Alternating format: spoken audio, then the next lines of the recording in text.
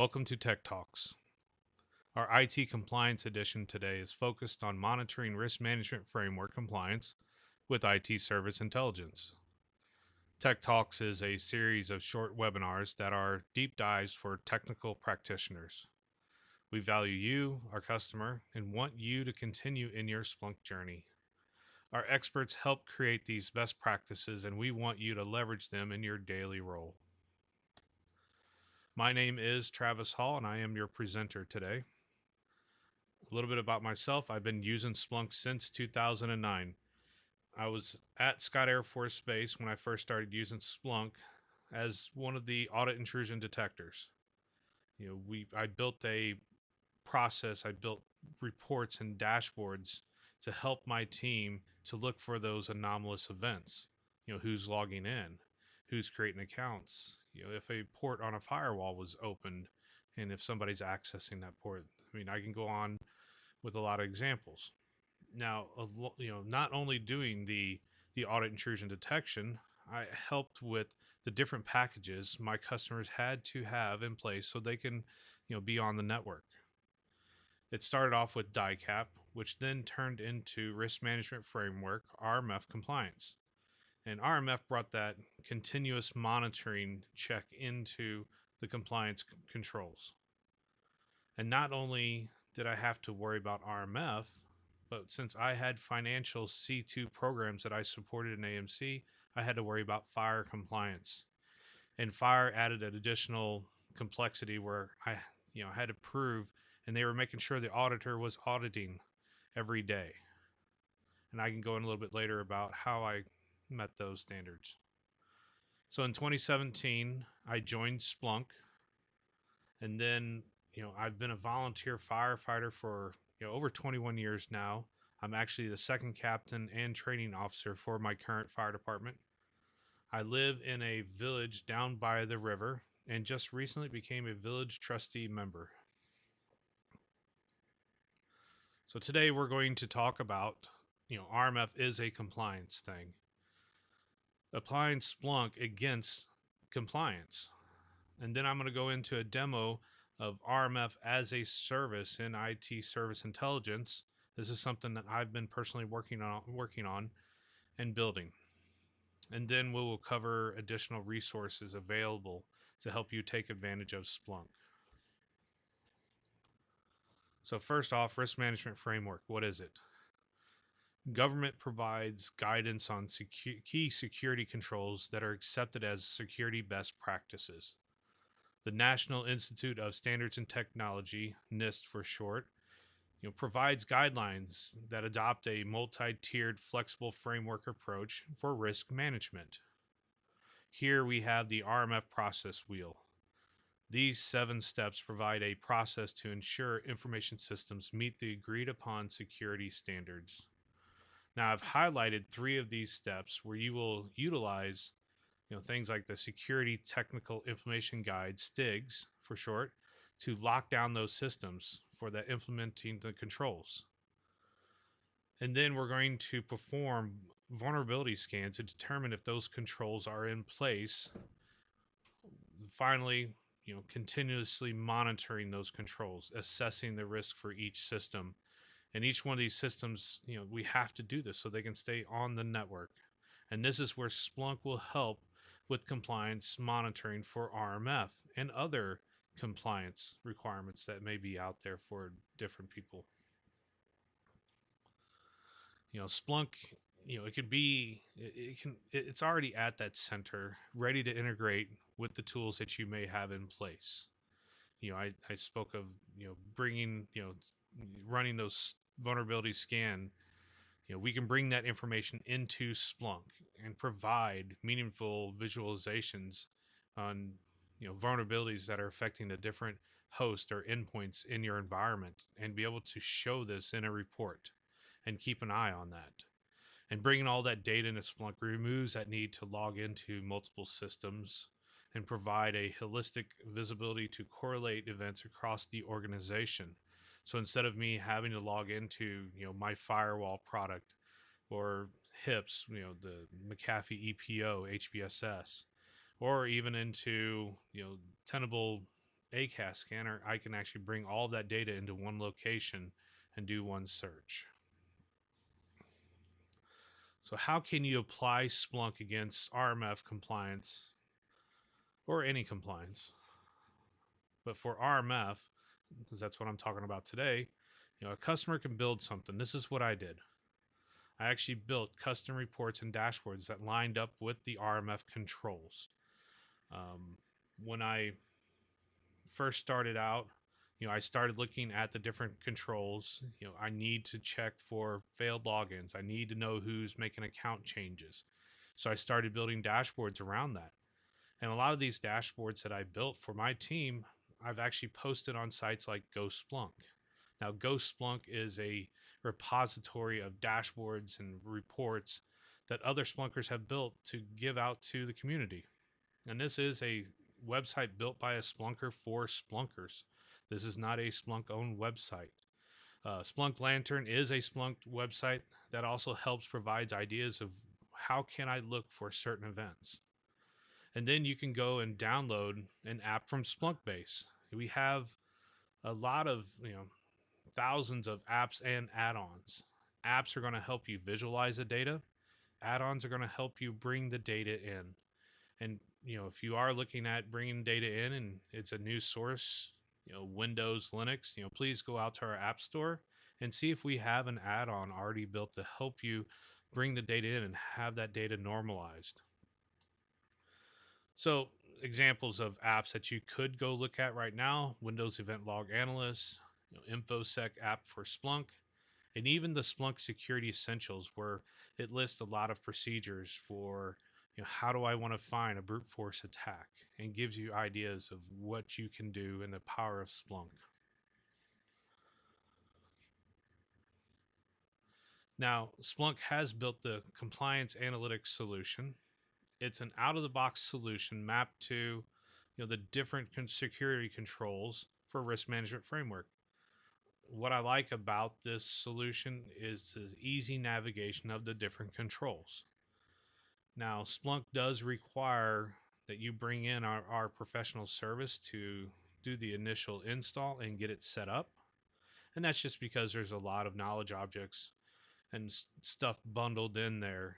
And for, rapid or, quickly get it in your environment, bringing in our professional service is going to be the best route.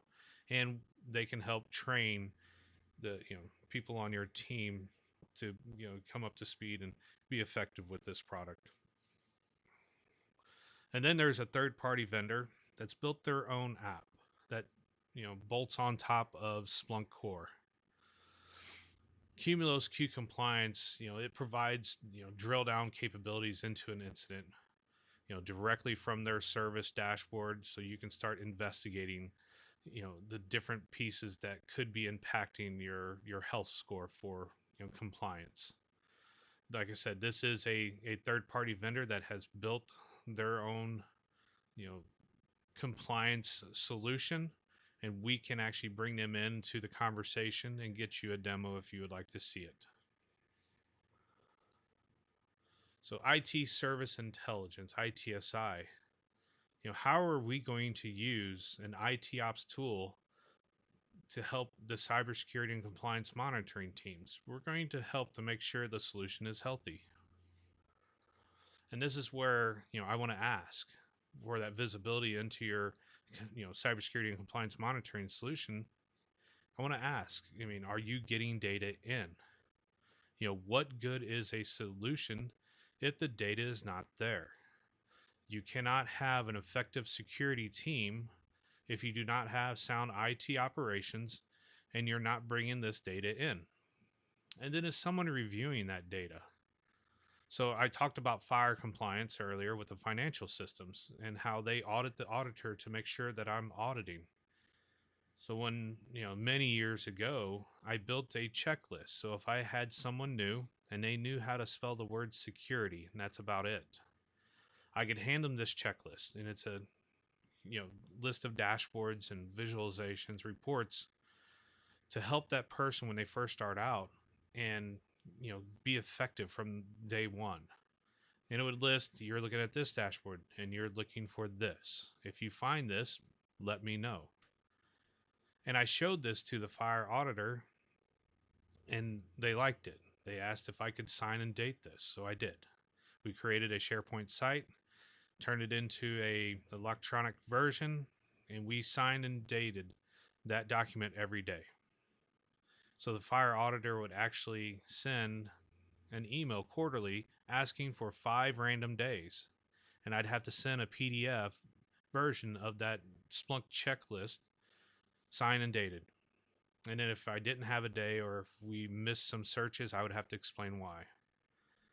And then the fire auditor, once, maybe twice a year, would come to my office and sit down, prove that your team actually did this work.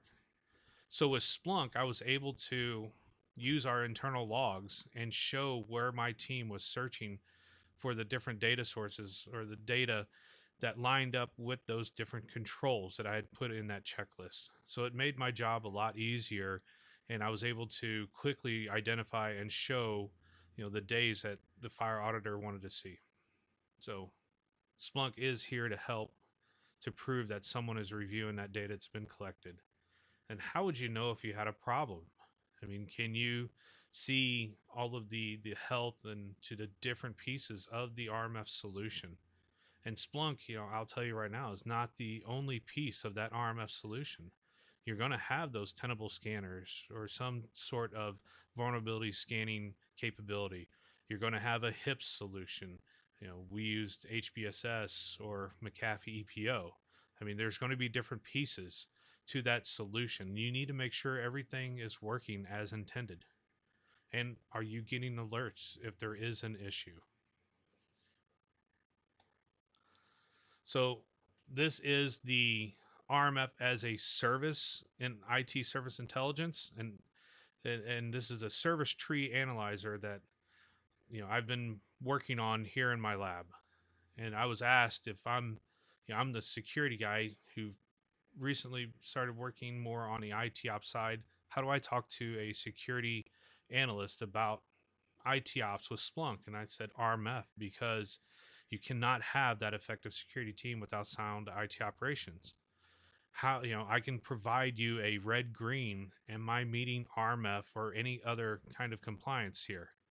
And I can, I have RMF at the top. I have in the second row the control family, AU, AC, CA, RA, and each one of those control family has, security controls, AC7, AC3, AC2, AU, that will determine the health of your RMF service. And that's where I call RMF as a service, because this is a service now.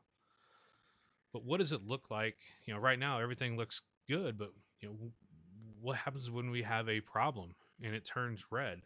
How can we drill down into that to get further information? And that's where I do have the demo environment up, and I'm going to switch over to that. And here is that environment where, as of the last 4 hours, it appears that I am still having problems in my RMF service. So we can quickly identify about 4 places that are not green.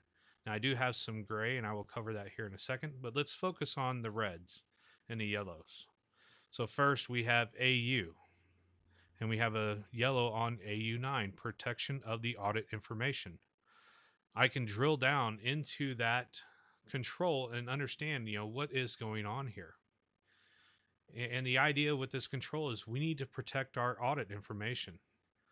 In my lab, I'm using a Linux server to bring in all of my log data. Now, when I was at Scott Air Force Base, we had Windows servers. But here I wanted to practice with Linux, and that's what I have set up. Splunk doesn't care, where you install our Splunk Enterprise product, the core product. We are OS agnostic, but I needed to practice with Linux. So here I have, 2 highs. Somebody accessed my server and escalated their privileges.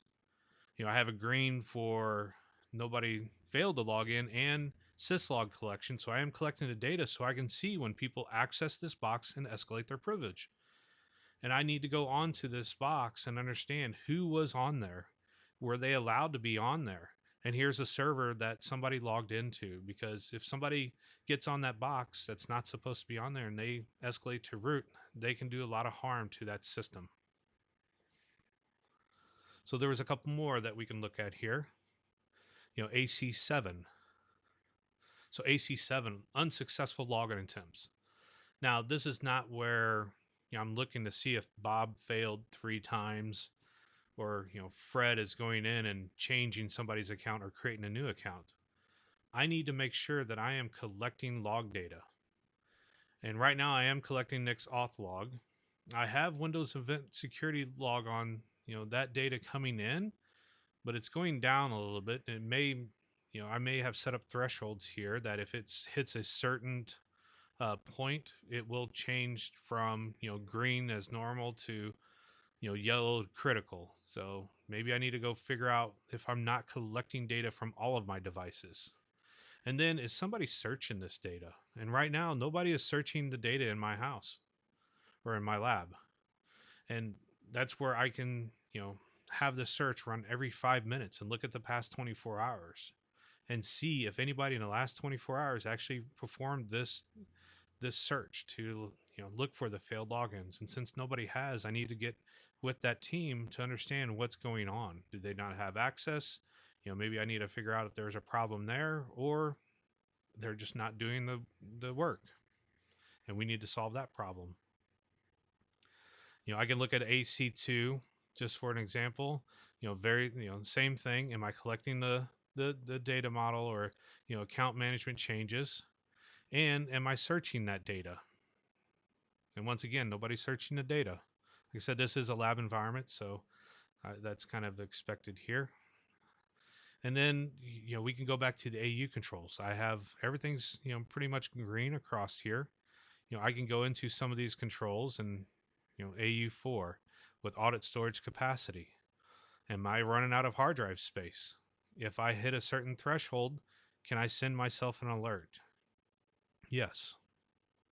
Or I can come here and check and see, everything is green and good. And that's where I was showing you, once I clicked on storage used, I only have a single indexer in my house, but if I had a clustered environment and maybe one of my peer indexers was full, I could show that here and say, hey, I have a problem on this box. But everything's good in my lab right now. And, audit generation, how many devices are connected? And all of these thresholds are customized to my environment. We can go into the service and adjust these, configuration services. We can find, which control that you want to work on and adjust. And that's where, AU12 for audit log generation. I can come in here and see the search that powers this key performance indicator, KPI, connection count, and see that search. I'm looking at the internal logs. And then let's identify the threshold I'm using right now. And if I wanted to, I can turn this to a 9. I can turn, whatever I need. If I have 100 devices and I only want to know if I'm collecting 100 is good and screen, if I'm collecting 99, it's high. I can make those different thresholds depending on your environment and how you want to look at this data. All right. And then we can go back to the tree, as I wanted to talk about one last thing before I end this demo. There is a tile view.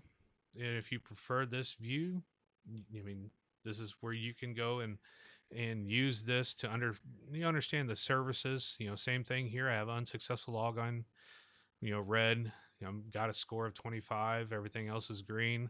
I can look at the top KPIs and see what my problem is, but I really do prefer the tree view, which is this view here. And I wanted to talk about RA vulnerability scanning. Right now I've been showing you stuff that's related to Splunk and log collection, but could we bring in, vulnerability scan data and be able to show if that scanner is healthy? Is there any errors on that scanner? Is a memory or CPU being spiked? Am I, if I have 100 boxes, I need to be running 100 scans. Am I doing that? And then there's also, incident response and automation. Let's bring in Splunk SOAR.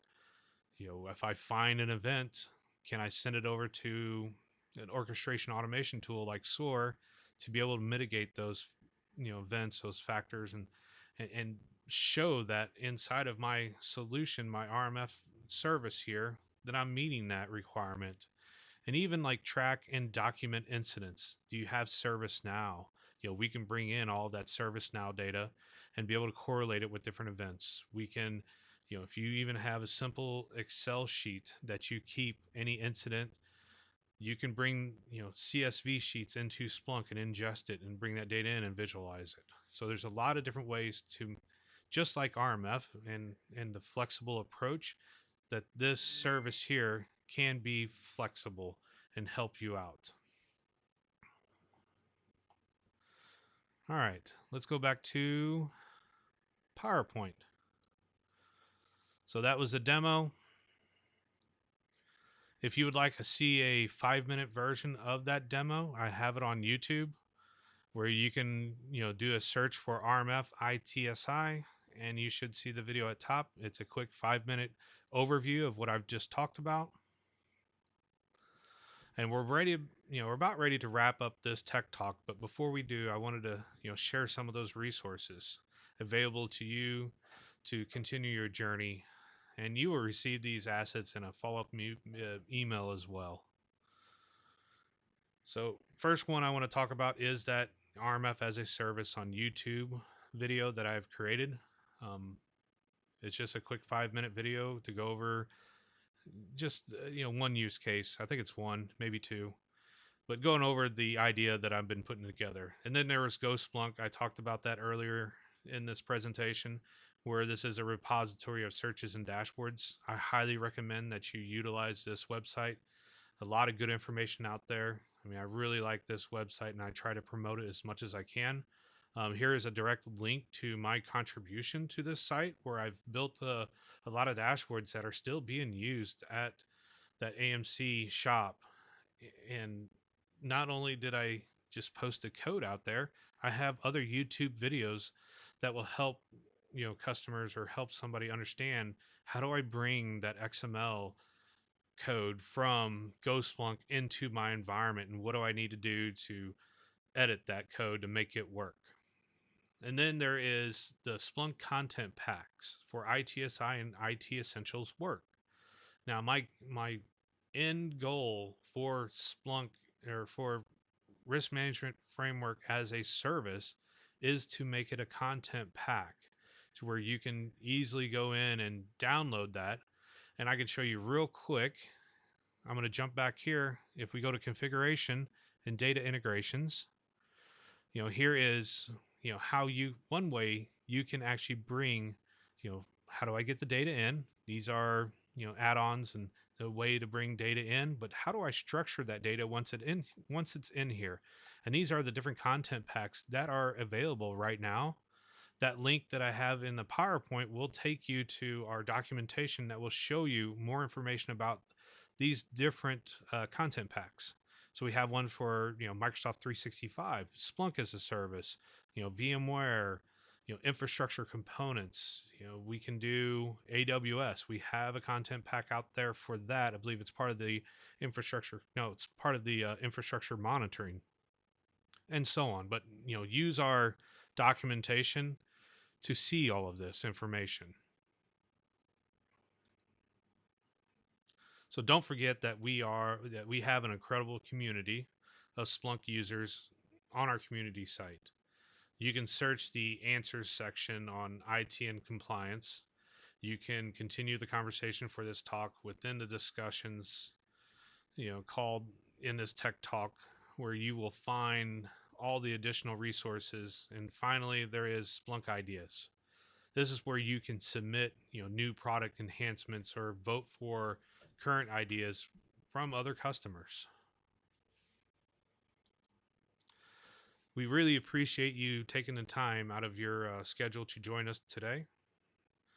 Please tune back in for future tech talks. We are excited to share the series with you.